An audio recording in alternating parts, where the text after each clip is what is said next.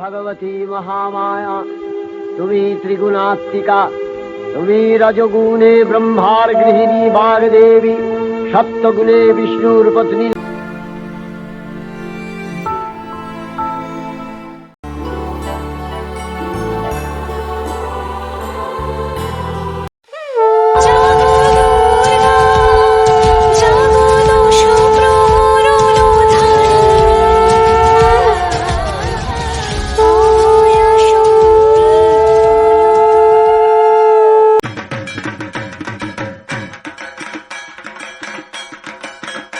আমরা চলে এসেছি এখন উত্তর চব্বিশ পরগনার মসলন্দপুরের ঘোলা গ্রামে। ঘোলা গ্রামে দেখতে পাচ্ছি আমরা যে বাসন্তী পুজোর একটা অনুষ্ঠান হচ্ছে। এই বাসন্তী পুজো দীর্ঘ 16 বছর ধরে এখানে গ্রামবাসীরা এখানে বাসন্তী পুজো করছে। আমরা জানি চৈত্র মাসের শেষে দুর্গারই একটা রূপ বাসন্তী, সে বাসন্তী পুজো এখানে অনুষ্ঠান করা হচ্ছে। এই বাসন্তী পুজোর কবে থেকে শুরু হয়েছে আমরা এখানকার গ্রামবাসীর থেকে আমরা জেনে নেব।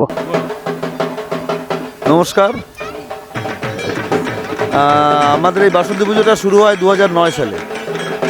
এটা ঘোলা পশ্চিমপাড়া বাসন্তী পুজো, কিন্তু পুজোটা সার্বজনীনভাবেই হয় সমস্ত গ্রামবাসী মিলেই। 2009 সালে আমরা পুজোটা শুরু করি, সেখান থেকে 24 পর্যন্ত পুজোটা চলছে। প্রতি বছর এই পুজোতে আমাদের বিভিন্ন রকম অনুষ্ঠান থাকে।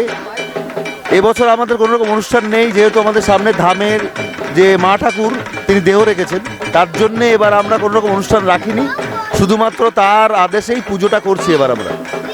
আর এই পুজোতে গ্রামের মানুষ খুবই আনন্দিত হয়, কারণ ঘোলা গ্রামে তেমন অনুষ্ঠান বা পুজো হয় না বললেই চলে, কারণ এখানে চাষের ওপর নির্ভরশীল প্রতিটা মানুষ। আয় ইনকামের অবস্থা অতটা ভালো নয়, এই সময় একটু ভালো থাকে ফসলের দিক থেকে, তার জন্য এই সময় মানুষ এই পুজো সবাই আনন্দ করে, উৎসবে মাতেন এবং বিভিন্ন অনুষ্ঠানের মাধ্যমে তারা আনন্দিত হয়।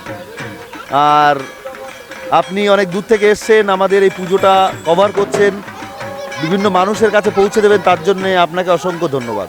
একটু জানতে চাচ্ছি যে এই যে বাসন্তী পুজোটা কীভাবে মানে আপনাদের মনে এলো, কারণ অ্যাকচুয়ালি আমরা তো জানি সবসময় দুর্গা পুজো নিয়েই সবাই বেশি, যে মেন যে আশ্বিন মাসের দুর্গা পুজো ওটাতেই মানুষ বেশি কনসেন্ট্রেট করে, কিন্তু এই যে বাসন্তী পুজো চৈত্র মাসের শেষে যেটা প্রায় সবাই ভুলে যেতেই বসেছে, তো এইটা কবে থেকে মানে কেন হঠাৎ করে মনে হলো যে এটা নিয়ে একটু উৎসবটা রাখা যায়?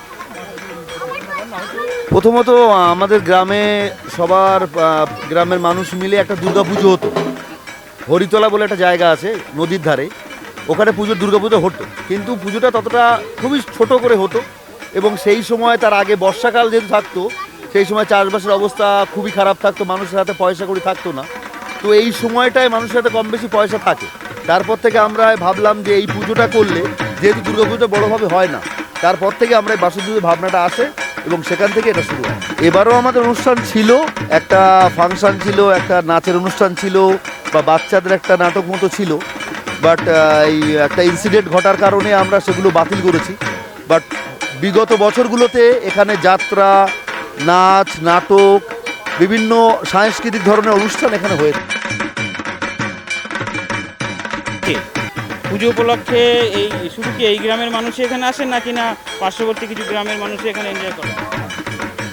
পার্শ্ববর্তী গ্রামের মানুষরাও আসেন, প্রতিটা ম্যাক্সিমাম বাড়িতে আত্মীয় স্বজন আসেন, তারাও জানেন যে ঘোলা গ্রামে এই সময় বাসন্তী পুজো হয়। তারাও বাইরে থেকেও লোকজনও আসেন, বিভিন্ন আত্মীয় স্বজন যারা সবার বাড়িতে কম বেশি আসে, পাশের গ্রামগুলো থেকেই লোকজন আসে। তো সবাই খুবই মানে অনুষ্ঠানে উপভোগ। দাদাকে অসংখ্য ধন্যবাদ এই সুন্দর গুরুত্বপূর্ণ ইনফরমেশন দেওয়ার জন্য। নর্মালি বাসন্তী পুজোর যে নিয়ম 5 দিন ধরে, ষষ্ঠী, সপ্তমী, অষ্টমী, নবমী, দশমী, ঠিক সেইভাবেই নিয়ম মেনেই হয়। হ্যাঁ, আজকে ষষ্ঠী শুরু হলো, শুক্রবারের দিন বিজয়া দশমী আছে। যেভাবে নর্মালি পুজোর একটা নিয়ম থাকে সেইভাবেই হয়, শুধুমাত্র অনুষ্ঠানটা থাকবে না, বাকি সব নিয়ম রিচুয়াল যেগুলো থাকে সব কিছুই মানা হবে।